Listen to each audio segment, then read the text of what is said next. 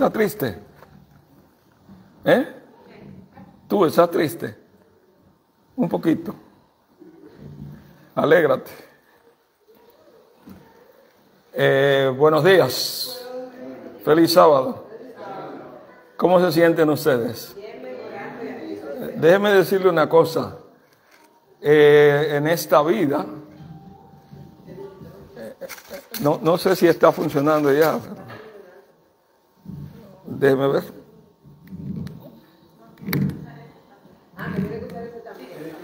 ¿Me escuchan bien?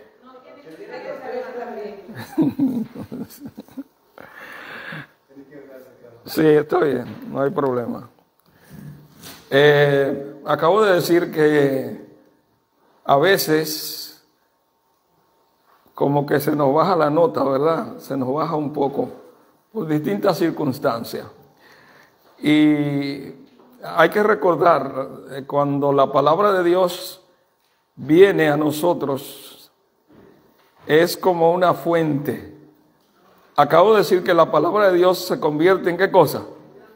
En una fuente. Y esa fuente, cuando usted necesita ánimo, va a esa fuente. Si no va a esa fuente, esa preocupación o ese problema, esa dificultad se agranda, porque necesita, en ese momento necesita ir a la fuente.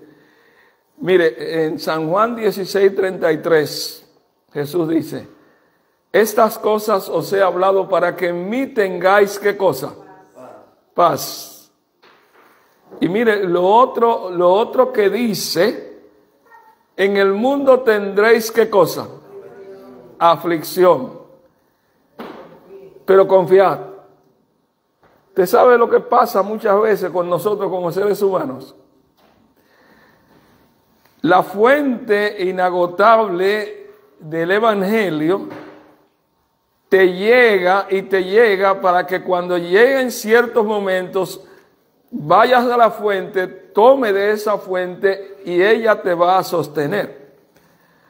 Ustedes quieren ver que hay personas que llegan al suicidio.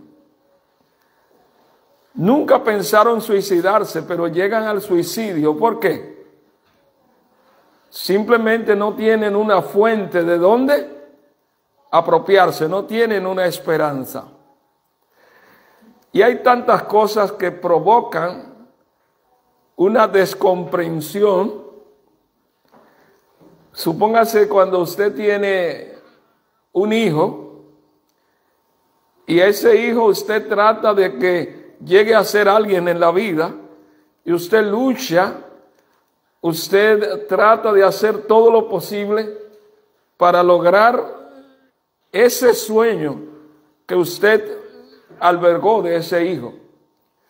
Pero definitivamente cuando le falla, usted como madre o como padre, ¿cómo se siente? Frustrado, ¿verdad que sí? Ahora, ¿qué esperanza puede dársele a un padre o a una madre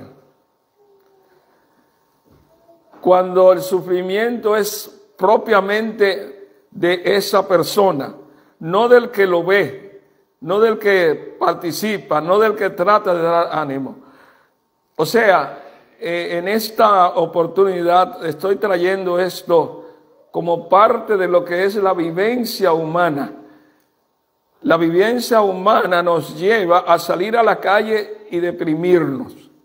¿Usted sabía que usted sale a la calle ahora y fácilmente se deprime? Porque nadie está haciendo caso de nadie. De hecho, mire, a veces usted se monta en un tren, en una guagua, y se da cuenta que la gran mayoría de los que están allí están con un celular en la mano. La gente ahora no está atendiendo a nadie.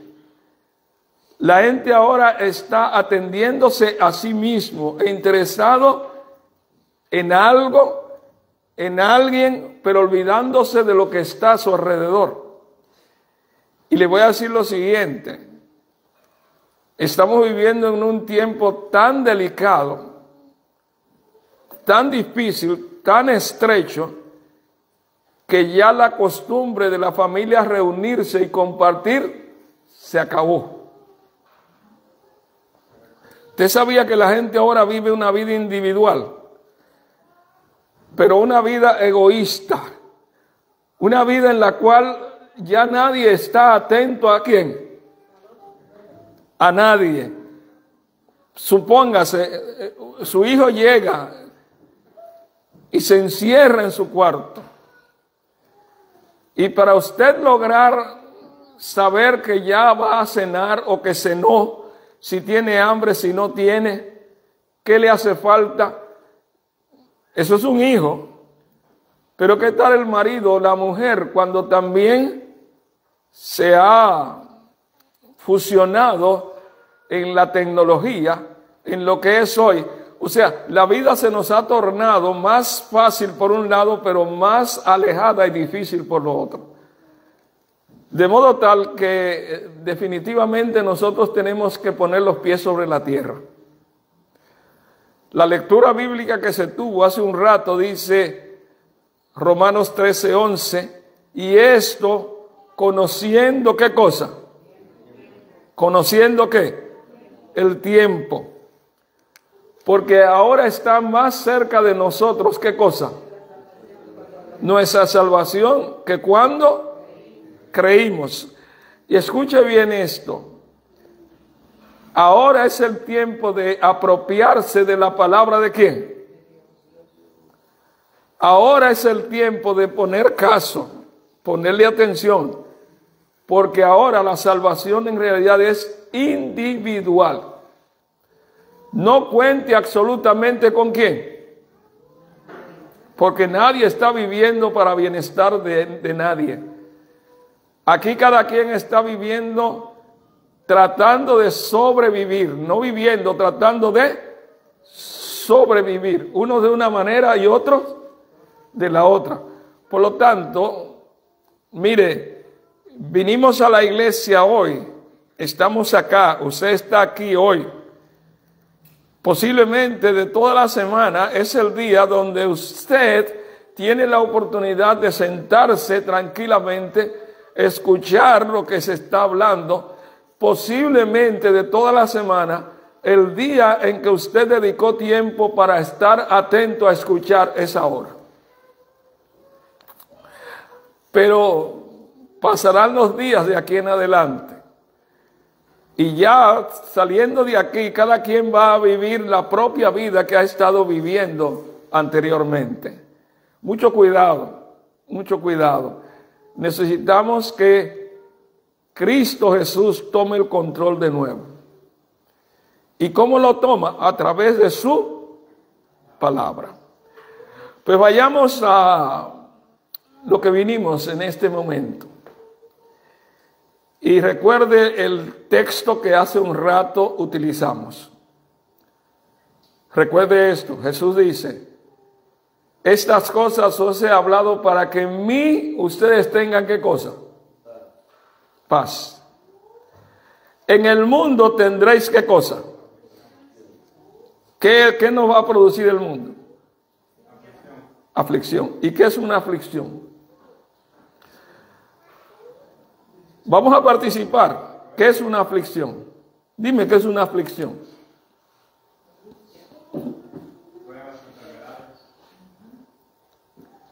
¿Alguien me dice qué es? Dígame. Una desesperación. Preocupación.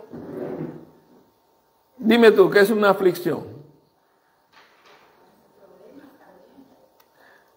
¿Sabemos lo que es una aflicción?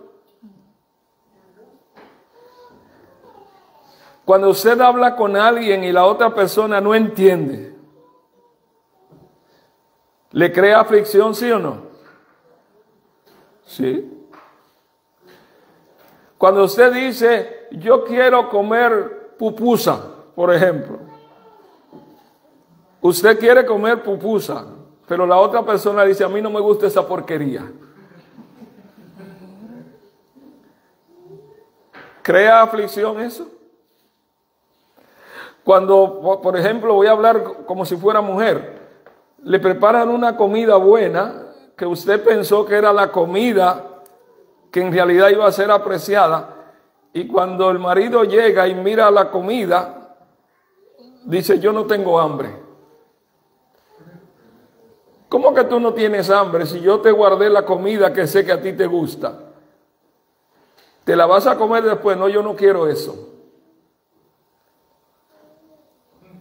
Pregunto, ¿provoca aflicción eso? ¿Sí o no?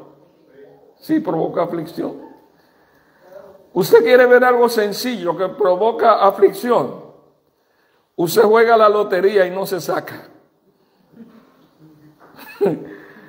¿Crea aflicción, sí o no? Sí, hay gente que se aflige.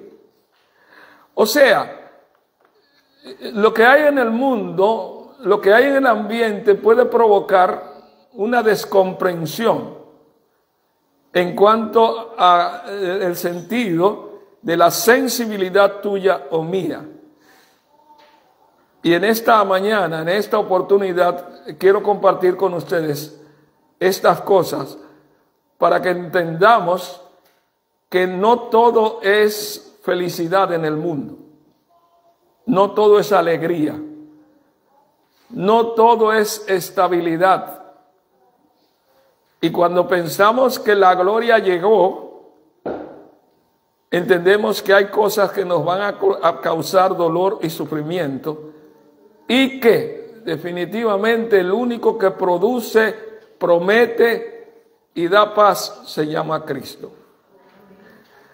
Miren, ¿Jesús se afligió en algún momento? Pregunto, ¿se afligió Jesús en algún momento? Atiéndame bien, estamos hablando del Rey de Reyes y ¿qué cosa? Y Señor de Señores. María, la madre de Jesús, ¿se afligió en algún momento? Voy a preguntar más. Sara, la mujer de Abraham, ¿se afligió? ¿Cuál era la aflicción de Sara?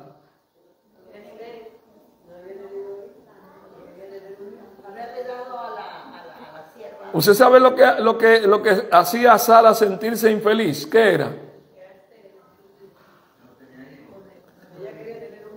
Señores, participen conmigo. Yo pregunto, ¿se afligió Sara? ¿Sí o no? ¿Abraham estaba afligido también? ¿Sí o no? La Biblia no se equivoca cuando dice: en el mundo tendréis ¿qué cosa?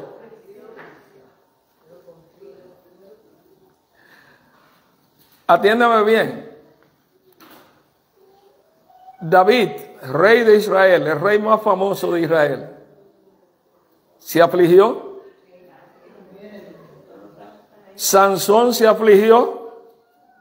¿Moisés se afligió? ¿Sí o no? Por favor, entendamos el evangelio, que no nos oculta nada. Si otros se afligieron y fueron fieles, a ti y a mí nos va a llegar momentos también de ¿qué cosa? ¿Usted sabe cómo vive el payaso? El payaso, ¿cómo vive? Haciendo reír a otros, pero ellos mismos por dentro están ¿qué cosa? Llorando. Mire, por favor, podríamos pasarnos la tarde entera hablando de realidades, y si yo les menciono personajes y personajes y personajes y personajes, vamos a entender que la gente se aflige, y muchas veces no se aflige por sí mismo, sino porque otros que están al lado de uno le causan dolor y aflicción. ¿Estás tú afligido hoy estando aquí? ¿Es posible? Posiblemente viniste aquí a la iglesia y llegaste aquí con un dolor, algo incomprensible, que tú dices: ¿por qué me está pasando? Pero viniste a la iglesia, y al venir a ella, la aflicción no se ha ido, la aflicción está contigo, pero Cristo te promete darte paz. No lo consigue con el Señor Jesús. ¿Cuál es tu esperanza entonces? Pregunto, si al llegar aquí no sientes paz, ¿qué te espera? ¿Sabe lo que te espera? Dolor, llorar, sufrir, y aparte de eso, no darte cuenta de una realidad que debe ser entendida. Mire, Jesús eligió a 12 hombres. Acabo de decir que Jesús eligió ¿a cuántos? ¿A cuántos? ¿A 12 qué? Hombres. Díganme ustedes ahora, de esos que Jesús eligió, ¿cuál era el mejor? Dígame uno. Dime tú uno.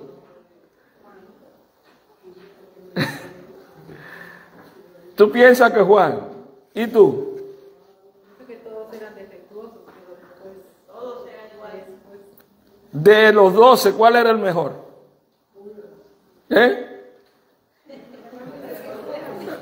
No tengan miedo en responderme. Ninguno. Oiga, por favor, si usted no entiende, por algo el Señor permitió que yo eligiera este tema. Por algo el Señor lo permitió. A alguien en esta oportunidad le va a ayudar este tema. Porque le voy a decir lo siguiente. Cierto, Jesús eligió a 12 hombres. Pero mire, eran unos desgraciados. Ahí no había nadie bueno. Ahí no había nadie suave. Ahí no había nadie familiar. Hipocresía en cantidad. Óigame bien, usted sabe una cosa, según la psicología se tipifican distintos caracteres y uno de los caracteres es el colérico. ¿Cómo es una persona colérica? Mire, participen conmigo porque si no me voy a sentir mal. ¿Cómo es una persona colérica?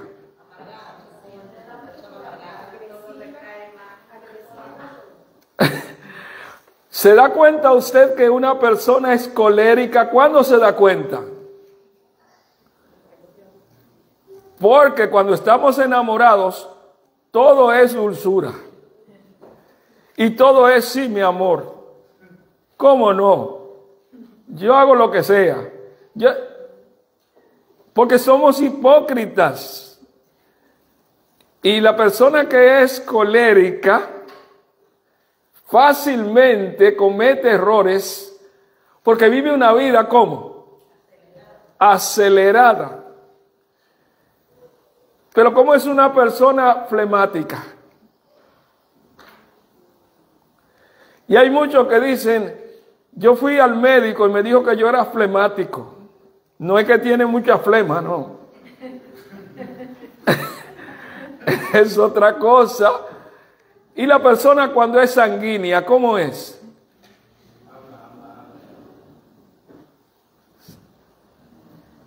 Dígame, ¿cómo es una persona sanguínea? ¿Y creen ustedes que entre nosotros no hay personas así aquí mismo, hoy? Otros son iracundos, envidiosos, egoístas, criticones o criticón. Y desarrollan esa característica, la desarrollan y no es que no se dan cuenta, pero sienten que ya es parte de su vida. Y le voy a decir lo siguiente, y repitiendo, Jesús eligió ¿a cuántos hombres? ¿A cuántos? ¿Cuál de ellos era perfecto? Mire, Jesús le dijo en una ocasión, vayan y predíquenle a la gente y enséñenle de mí y díganle que yo soy el Salvador. Y los envió a Samaria. Y cuando regresaron, Jesús esperaba el informe que ellos le iban a dar. ¿Sabe cuál fue el informe? Pedro, Andrés, Juan y los demás fueron a predicar, pero el informe que trajeron, mire cuál fue. Señor, esa gente no merece misericordia. ¿Por qué no pedimos que descienda fuego del cielo y los consuma a todos? Oiga qué espíritu. ¿Ese espíritu de quién es? ¿Es de Dios o es del hombre aquel? ¿Sabe lo que Jesús le dijo? Yo no sé de qué espíritu son ustedes. Atiéndame bien. Mire, ¿cuál era el carácter de cada uno de ellos?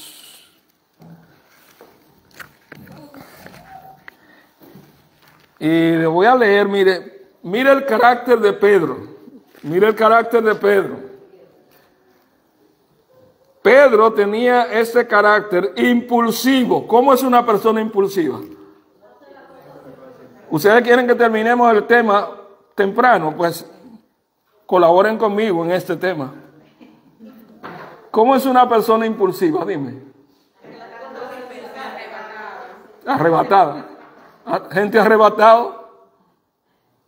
Gente que se llevan el mundo por delante, que hablan sin pensar, personas que dicen, ay, se me zafó. Y hay gente que dice una palabra y se agarra la boca, ay, me equivoqué, pero ya hicieron daño. ¿Eligió Jesús a Pedro, sí o no? Pregunto, ¿lo eligió, sí o no? Sí, lo eligió. ¿Sabía Jesús que Pedro tenía ese maldito carácter, sí o no? Sí, pero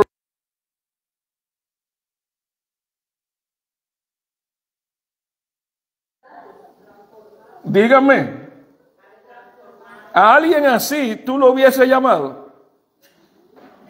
Pregunto, ¿tú lo hubiese llamado? Mire, estoy preguntando, ¿a alguien así tú lo hubiese llamado? No. Pero ese era el carácter de Pedro. ¿Para qué lo llamó Jesús? Respóndame. Para enseñarnos a nosotros. Para ayudarlo, para salvarlo. Porque aunque tenía ese carácter, tenía un alma noble, pero necesitaba hacer ¿qué cosa? Cambiar, transformar. El problema aquí de nosotros es que algunos entran a la iglesia pensando, óyame bien, algunos entran a la iglesia y como vienen a un culto y ven a todos como angelitos, entran a la iglesia pensando que son ángeles y luego se dan cuenta que son demonios. Se da cuenta que son gente que están luchando con su carácter. Entonces se da cuenta que hay un trabajo que lo está realizando el Espíritu Santo. ¿Sabe que hay gente que no cambia? Hay gente que mantiene ese carácter sabiendo que no es un carácter bueno. Pero hay algunos que dicen, yo soy así y yo estoy luchando con mi carácter. Yo sé que mi carácter no es bueno. Ponga ese carácter en las manos de Cristo, que Él lo cambia. Él lo transforma. Pues mire, el carácter de Pedro, mire cuál era. Impulsivo, de temperamento colérico. También era perspicaz. ¿Cómo es una persona perspicaz?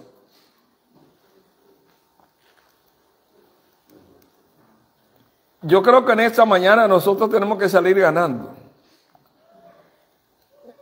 Y por eso estoy preguntando de nuevo,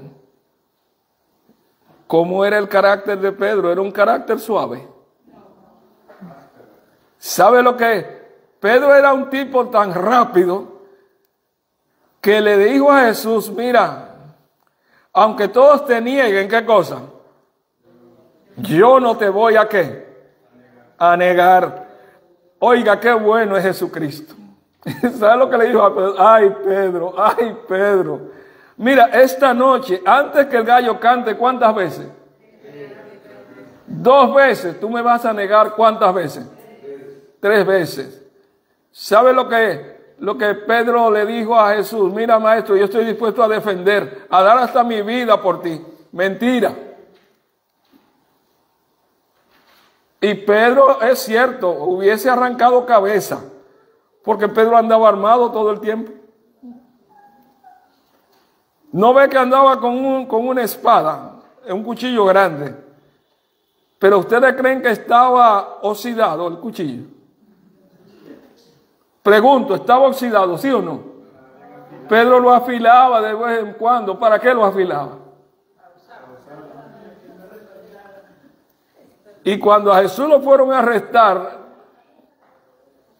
Pedro sacó ¿qué cosa?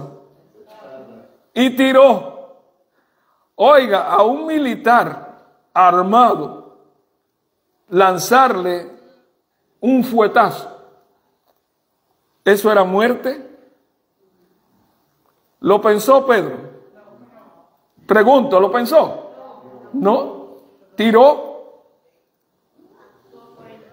Y eso le dijo, ay Pedro, mete tu espada, ¿en qué cosa? En su cajeta. Porque el que mata a cuchillo, ¿qué cosa? El cuchillo muere. Jesús tomó la oreja, y gracias a Dios que no fue el pescuezo, sino la oreja. Ese era Pedro. Y yo vuelvo y pregunto, ¿llamó Jesús a Pedro, sí o no? Si hubiese sido tú, ¿lo llama? A un tipo así. Miren el carácter de Jacobo, no quien le está hablando, sino el hijo de Zebedeo. Vengativo. ¿Cómo es una persona vengativa? Dime, ¿cómo es una persona vengativa? Dime, tú.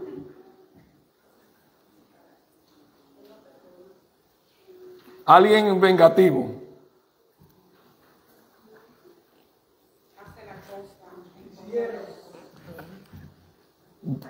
Ya entendimos. Vengativo, egoísta. Oiga, una persona vengativa, ¿y qué cosa? Y egoísta. Y Jesús lo llamó. ¿Para qué lo llamó? Oiga el carácter de Juan, el mismo amigo tuyo. El que tú pensabas que era el mejor. Oiga el carácter de Juan. Vengativo. Crítico. ¿Cómo es una persona crítica? Que todo le cae mal. La persona crítica vive diciendo, sí, él es bueno, pero. Sí, ella es muy consagrada, pero. Así era el carácter de Juan. Vengativo, crítico, egoísta. Andaba siempre recostado ¿de qué cosa? Del pecho de quién. Parecía el mejor, pero mira el carácter que tenía. Mira el carácter de Andrés. Curioso. ¿Cómo es una persona curiosa? ¿Ustedes conocen personas que son así? No mire a nadie aquí en la iglesia ahora. No vaya a ser que se equivoque, ¿verdad? Y entonces le caiga mal. Juan era vengativo, crítico, egoísta, pero Andrés era curioso, ingenioso. ¿Cómo es una persona ingeniosa?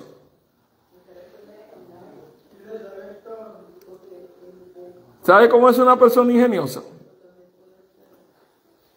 La persona ingeniosa vive todo el tiempo maquinando en su mente. Y donde no hay, ellos encuentran. Donde otros no ven, ellos ven. Porque son inquietos. El caso de Felipe. Felipe tenía un carácter práctico. ¿Cómo es una persona práctica?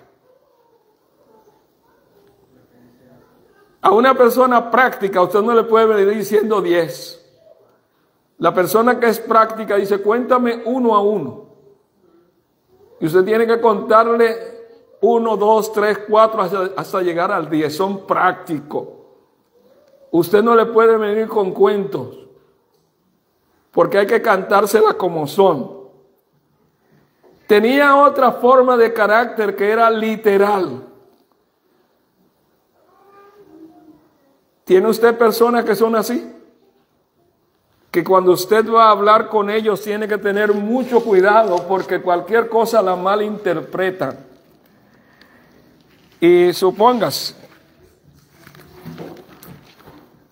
mire, el carácter de Bartolomé era escéptico.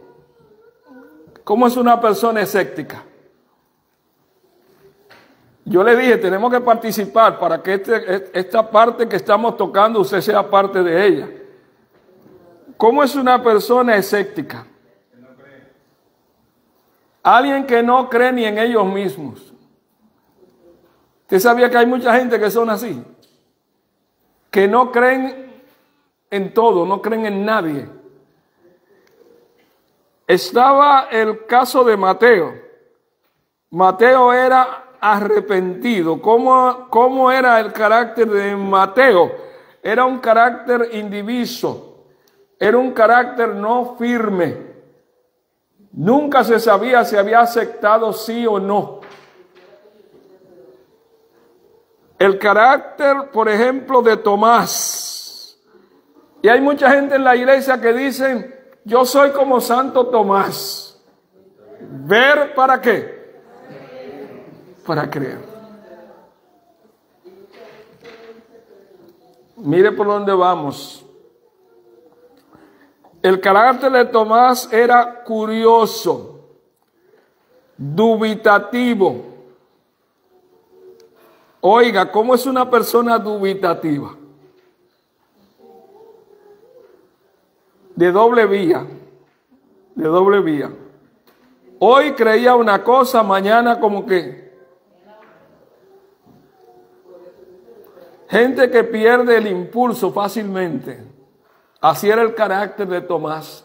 De hecho, Tomás era bien incrédulo y andaba con Cristo. ¿Y sabe lo que Tomás dijo? Le dijeron, ay, mira, el Señor resucitó. Dice Tomás, ¿qué? ¿Que resucitó? Mira, si yo no miro sus heridas, si yo no meto mi mano en sus heridas, yo no creo. ¿Y de qué le sirvió el tiempo a Tomás andando con Cristo? ¿De qué le sirvió? Si al final cuando le dijeron el Señor resucitó no lo creía. Yo pregunto, ¿habrá gente en la iglesia que tendrá o tiene el carácter de Tomás?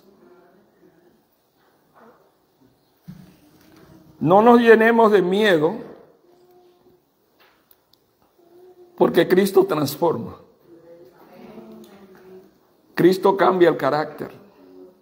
Pero cambia el carácter del hombre o la mujer que se ponga en las manos de ¿quién? Por eso la Biblia dice, orad los unos, ¿por qué? Por los otros. Mire el carácter de Tadeo. El carácter de Tadeo era curioso. Pero aparte de eso, era confundido, no estaba claro. El carácter de Simón, el celote, era patriota, o sea, era más político que religioso, apasionado, sacrificado. Y aquí viene el carácter del número 12. Codicioso, falso, traicionero y arrepentido. Pregunto. ¿Los eligió Jesús, sí o no? Respóndanme, ¿los eligió? ¿Para qué los eligió? Sabiendo que eran una camada de gente que no merecía estar al lado de un ser tan perfecto como Cristo. ¿Lo soportó Jesús, sí o no? ¿Cuánto tiempo lo soportó? Por favor, mire, yo no estoy predicando un tema en esta oportunidad. El deseo que tengo es que este tema usted lo domine y que le llegue a la mente y al corazón, que nos llegue a todos. Yo tengo que estar luchando con mi carácter, pero no puedo con mis propias fuerzas. Tengo que pedirle al Señor que venga en mi ayuda, de tal modo que mi carácter sea transformado como Él en realidad desea. ¿Qué falta en tu carácter para que el Señor complete la obra? No estés mirando qué le falta a mi marido, qué le falta a mi hijo, qué le falta a mi mamá, qué le falta a mi papá. Ese es el problema de ellos. El problema tuyo y mío es precisamente poner nuestros caracteres en las manos de Cristo para que Él lo transforme. Y yo pregunto, ¿lo logró Jesús con los discípulos? ¿Sí o no? No. No lo logró. ¿Sabe por qué no lo logró? 3 años y medio. 3 años y medio. Y iban de mal en ¿qué? En peor. No habían cambiado en ¿qué? En nada. Pero Jesús siguió luchando con ellos. Siguió luchando día y noche para que esos caracteres fueran ¿qué cosa? Cambiados. ¿Saben ustedes cuál fue el resultado de todo esto? Vivían como perros y gatos, e incluso, miren, una iglesia que no tenía la cantidad de miembros que hay aquí. ¿Y sabe cómo vivían ellos? Envidiándose los unos a qué? A los otros. Y creándose problemas los unos con los otros. Esos caracteres, supóngase, todos esos diablos juntos. Jesús lidiando con ellos y no había logrado nada. De hecho, miren un caso. Vivían uniéndose y diciendo, ay, cuando el Señor Jesús sea el dueño del mundo, yo le voy a pedir que me ponga a mí a la mano derecha y a ti que te ponga ¿a dónde? A la mano izquierda. Pregunto, ¿cómo se llama eso? Señores, ¿cómo se llama eso? Si hay 12 y 2 piden que me ponga a mí a la mano derecha, incluso uno de ellos llegó a conversar y a hacerse pajaritos en el aire, y se lo dijeron a la mamá de uno de ellos, y la madre llegó donde Jesús y le dice, maestro, te voy a hacer un pedido. Y le dice Jesús, mujer, dime, ¿qué tú quieres? Dice que cuando tú tengas tu reino, a mi hijo lo ponga, ¿a qué cosa? Y al otro hijo me lo ponga ¿a dónde? ¿Qué estaba pidiendo ella? Vivir bien. Y a los demás que se lo llevara.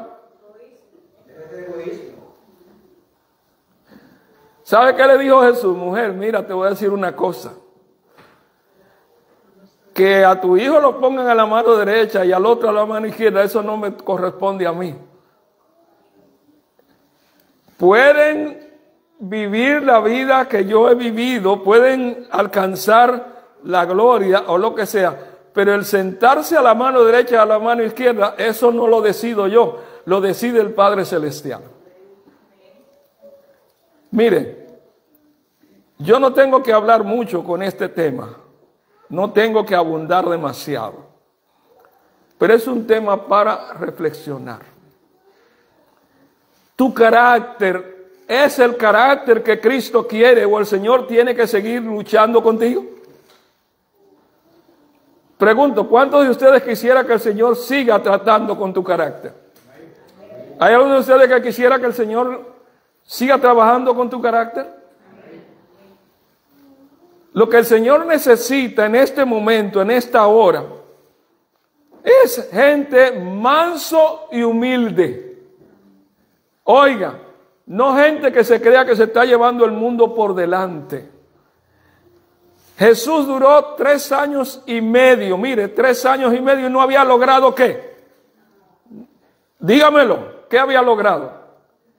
Nada. ¿Cuánto tiempo tiene el Señor lidiando contigo? ¿Cuánto tiempo le falta al Señor para seguir lidiando contigo? Jesús murió. Y aún allí, mire bien, aún allí, pendido de la cruz, dice Jesús, ay Padre, perdónalos porque no saben qué, lo que hacen. Ese carácter no se alcanza tan fácil. Ese carácter, esa forma de perdonar, esa forma de aceptar a los demás y darle ejemplo, ese carácter es el carácter que Jesús quiere que tú tengas en esta hora. Que yo posea también. ¿Sabe cómo logró Jesús finalmente? Atiéndame bien. Mire cómo lo logró. Reunidos los discípulos, Jesús les dijo, miren, váyanse a Jerusalén y esperen. Esperen la promesa. Esperen la promesa. Vamos a ir a la Biblia. En Hechos, el capítulo 1, verso 14 en adelante. Hechos. Creo que ustedes saben dónde queda Hechos de los Apóstoles, ¿verdad que sí? Allí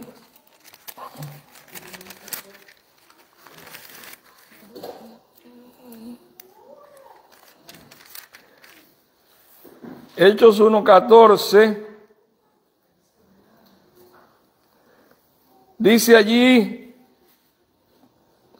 entonces, versículo 12, volvieron a Jerusalén desde el monte que se llama del Olivar, el cual está cerca de Jerusalén, camino de un día de reposo. Entrando, subieron al aposento alto, donde moraban Pedro y Jacobo, Juan, Andrés, Felipe, Tomás. Atiéndame bien, por favor. Quienes entraron al aposento alto, ¿eran perfectos ya, sí o no? No. Tenían esos caracteres, todavía tenían esos mismos caracteres, donde no se soportaban el uno a qué, al otro, donde vivían envidiándose el uno al otro. Pero mire bien, allí lo menciona por nombre.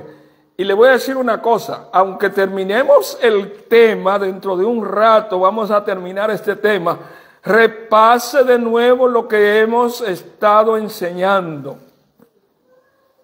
Repasémoslo. Nos va a hacer buena medicina. Allí dice,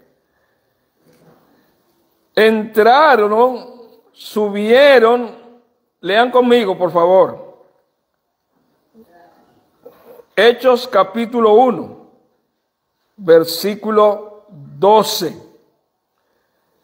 Entonces volvieron a Jerusalén desde el monte que se llama del Olivar, el cual está cerca de Jerusalén, camino de un día de reposo. Y entrados, subieron al aposento alto donde moraban Pedro, Jacobo, no quien les habla.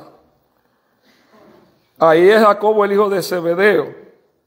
Andrés, Felipe, Tomás, Bartolomé, Mateo, Jacobo, hijo de Alfeo, Simón el celote y Judas, hermano de Jacobo.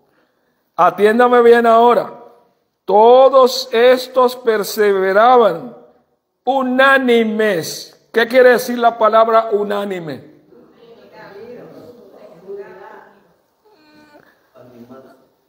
¿Qué quiere decir la palabra unánime? Unidad viene de uno. ¿Estaban ellos unánimes cuando andaban con Cristo? No. Pero ahora, después de la muerte de Cristo, al ver la realidad de lo que se había cumplido, la esperanza de ellos aumentó. Ahora se dieron cuenta que en la manera en que vivían alrededor de Cristo no habían logrado la unidad. Ahora sí, ¿qué cosa? Se unieron. Pero atiéndame bien, ¿qué quiere decir la palabra perseverar? Perseverar. Todos estos perseveraban unánimes en oración. Pregunto, anterior a eso, ¿perseveraban ellos? ¿Sí o no? No. ¿Usted sabe por qué no? Cuando llegó la noche del Getsemaní, donde Jesús iba a ser entregado, Jesús se acercó a ellos y le dijo: oren esta noche, porque esta noche es una noche delicada y terrible. Oren, necesitamos fortaleza. Pregunto, ¿estaban ellos orando cuando Jesús se lo pidió? No. Estaban no durmiendo, no roncando. Y Jesús llegó y le dijo: pues vengan acá. Ustedes no han podido velar conmigo, aunque sea ¿cuánto tiempo? Óigame. Quiere decir que ustedes no han podido velar ni siquiera una hora conmigo. Miren, esta noche es una noche terrible. Pero Jesús le dijo: yo sé que el interés de ustedes fuera orar. Pero a ustedes la carne, óyeme bien, espiritualmente ustedes quisieran, pero le están dando rienda suelta ¿a qué cosa? A la carne, a la característica que ustedes tienen. El espíritu a la verdad está presto, ustedes quisieran, pero la carne es ¿qué cosa? Débil. Oiga, Jesús conoce por lo que tú estás pasando. Jesús conoce tu falta, mi falta, y tiene misericordia, pero quiere un cambio y un cambio que produzca en realidad la gran bendición que Él ha prometido. Mire, allí dice: todos estos perseveraban unánimes en oración. Y no solo oración, sino ruego. Y estaban allí las mujeres y con María, la madre de Jesús, y con sus hermanos.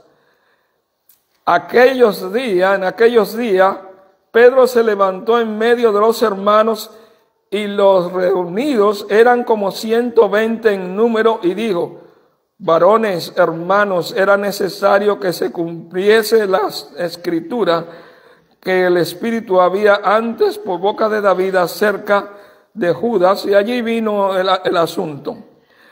Sin embargo, mire bien, cuando llegó el día capítulo 2, versículo 1, cuando llegó el día de Pentecostés, estaban todos, ¿en qué forma? ¿Cómo estaban ahora? Unánimes y qué. Ahora se soportaban los unos a qué. Y de repente vino del cielo un estruendo como de un viento recio que soplaba, el cual llenó toda la casa donde estaban sentados.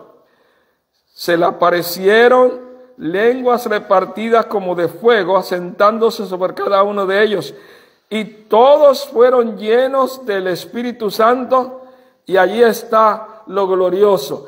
¿Cuándo cambió todo? ¿Sabe cuándo cambió todo? Cuando descendió sobre ellos el poder de ¿qué cosa? Del Espíritu Santo. ¿Sabe algo maravilloso que sucedió? Capítulo 2 en adelante narra que cuando Pedro y los demás pasan por frente a la iglesia de Hermosa, la transformación del carácter de cada uno de ellos fue tan grande que, oiga, la sombra de Pedro sanaba gente. ¿Me están entendiendo? La sombra. Ponían a los enfermos para que la sombra, ¿qué cosa? Y pasaron por frente a la iglesia La Hermosa. Había un paralítico allí y el paralítico extendió la mano pidiéndole una moneda. Y Pedro, que no tenía un centavo en el bolsillo, le dice, mira, yo no tengo oro ni qué, pero lo que tengo qué. Y le dijo, en el nombre de Jesucristo, levántate y anda. Se levantó el enfermo, ¿sí o no? Yo pregunto, ¿qué es lo que nosotros necesitamos en este tiempo? ¿Usted quiere que el carácter de alguien cambie? No luche usted con ese carácter, entregue ese carácter en la mano de Cristo, Él lo transforma. ¿Usted quiere que el Señor cambie tu carácter o que cambie mi carácter? Tengo que seguir pidiéndole al Señor, pero no ande usted preocupándose por el carácter que tiene otro o que tiene otras. Porque finalmente, si la persona, sea hombre o mujer, no pone su voluntad en la mano de Dios, mire, todo está perdido. Yo espero que Dios nos bendiga. Y yo espero que en realidad nosotros hayamos entendido lo que hemos hablado. Pero quiero preguntar, ¿es tu carácter perfecto? ¿Tienes un carácter perfecto? ¿Hay alguno aquí que me diga que tiene un carácter perfecto? ¿Para qué te llamó Jesús entonces? ¿Logró Jesús que el carácter de ellos cambiara, sí o no? ¿Sí o no? ¿Lo logró Jesús cuando estaba con ellos? ¿Por qué no lo logró?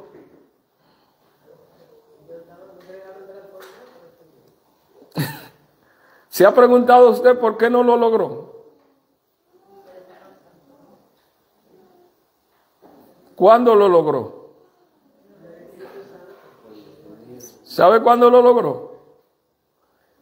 Dice allí, cuando estaban todos unánimes y ¿qué? Y juntos. Se acabó el bochinche, como decimos los dominicanos. Se acabó el espíritu de supremacía. Se acabó el orgullo. Se acabó la envidia. Se acabó la crítica. Se acabó todo lo negativo y lo positivo tomó su lugar. Y cuando eso sucedió, el regalo vino. Y yo pregunto, ¿hay alguno de ustedes aquí que quisiera que el Señor transforme su carácter? Yo estoy pidiéndole al Señor y estoy haciendo mi parte. Que los demás se fastidien al lado mío, ya eso es otra cosa. ¿Usted sabía eso? Porque hay gente que se fastidia con el carácter del otro. No se fastidie. Ore con fe y pídale al Señor, Señor, transforma, ¿qué cosa? Mi carácter, y ayuda a fulano o a fulana para que ese carácter también sea transformado. Si hay alguno de ustedes que quisiera ponerse de pies y decirle al Señor en esta oportunidad, Señor, por tu misericordia, transforma, ¿qué cosa? Mi carácter. Escuchen, página 200, tú vas a cantar ahora. Página 299. No se olvide. Eventos de los últimos días. Ustedes saben que me gusta mucho que se memoricen las cosas. ¿Dónde se encuentra la cita? 99, página 99. ¿Cuál página? Página 299. Si queréis ser santos en el cielo, habéis de serlo primeramente ¿a dónde? Aquí en la tierra. Los rasgos de carácter que acariciáis en esta vida. ¿Qué quiere decir la palabra acariciar? A ver, mi hermano, dime tú. ¿Qué quiere decir acariciar? Los mexicanos dicen apapachar, ¿verdad? Los rasgos de carácter que acariciáis en esta vida, hay gente que sabe que tiene un carácter agrio. Hay gente que sabe que tiene un carácter difícil. ¿Y sabe lo que dicen? Yo soy así. Y ya yo lo dije y está dicho. Si se fastidia, que se fastidie. ¿Y quién te ha puesto a ti para hacerle la vida imposible a nadie? Hay gente que dice, en mi familia todos somos así. Mi papá a cualquiera le decía la verdad en su cara, aunque doliera. Pero ¿quién te ha dicho a ti que el Señor te ha traído a esta tierra para hacerle la vida agria a nadie? Pues mire, los rasgos de carácter que acariciáis, ese asunto de decir, no, pero mira, yo estoy luchando con mi carácter del Señor, ¿sabéis si te mueres con ese carácter? Si tú te mueres siendo un medio diablo, ¿cómo vas a resucitar? No, diablo completo. Si queréis ser santos en el cielo, hay que serlo primeramente ¿a dónde? Los rasgos de carácter que acariciáis en esta vida no cambian en virtud de la resurrección ni de la venida de Cristo. Saldréis de la tumba con el mismo carácter que habéis manifestado en el hogar, en la iglesia y en todo lugar en que te presentas. El carácter debe ser transformado ¿cuándo? ¿Cuándo? Ahora. Yo espero que Dios nos bendiga. Al final, vamos a dejarlo así de pie para que aguanten en lo que tú cantas. Que el Señor bendiga a cada uno.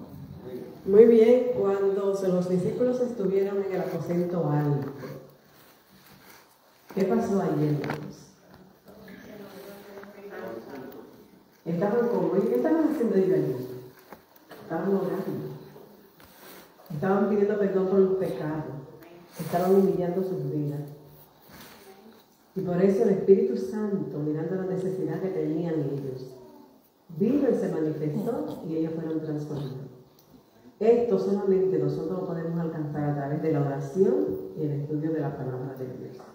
Por eso voy a cantar esta alabanza que dice, toma tiempo para orar. Al amanecer de una hermosa mañana, cuando las aves trinos cantan al Creador, puede oír una voz que me dice, toma tiempo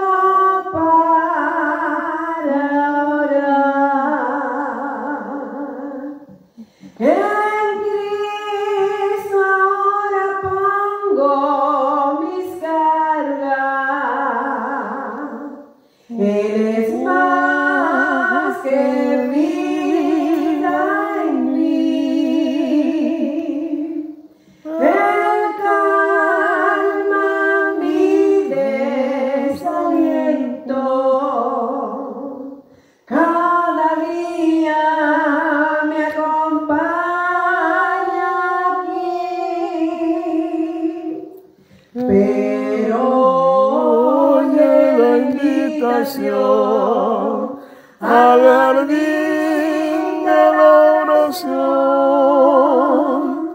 Toma tiempo para orar.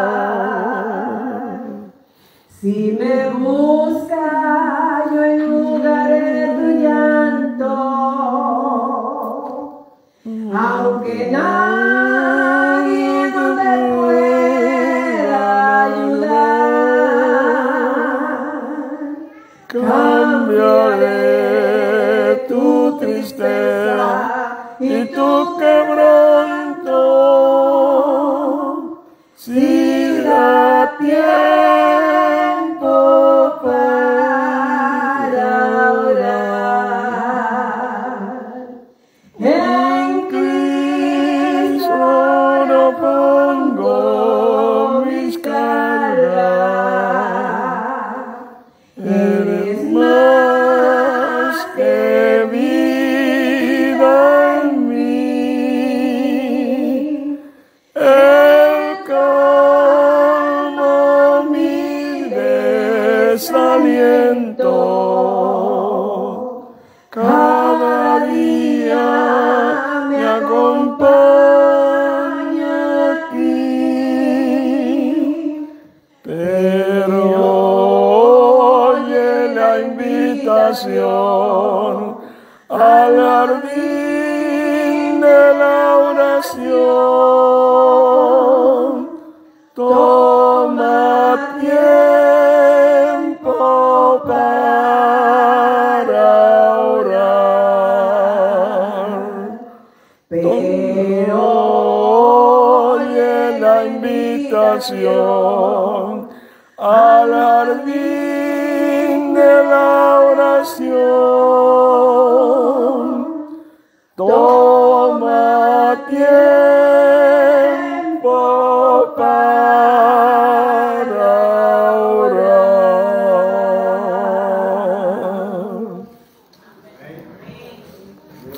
Vamos a arrodillarnos.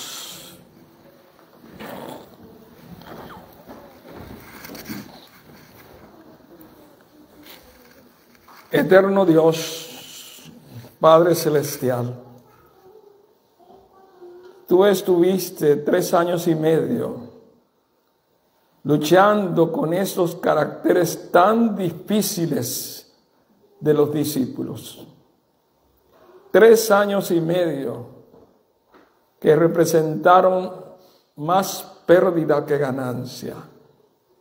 Pero finalmente, en solo 10 días,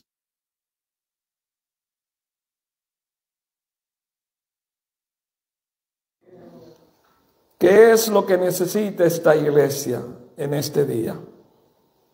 ¿Qué es lo que cada uno de nosotros necesita?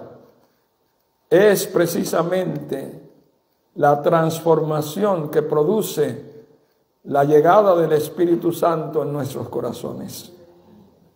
Salimos de aquí en este momento, pero esperamos que por tu misericordia, por tu amor, por tu gracia, danos una nueva oportunidad. Ponemos nuestros caracteres en tus manos y en el nombre de Jesús esperamos salir victoriosos a partir de ahora. Danos de tu bendición y déjanos sentir que somos victoriosos en el nombre de Cristo. En su nombre te lo pedimos. Amén.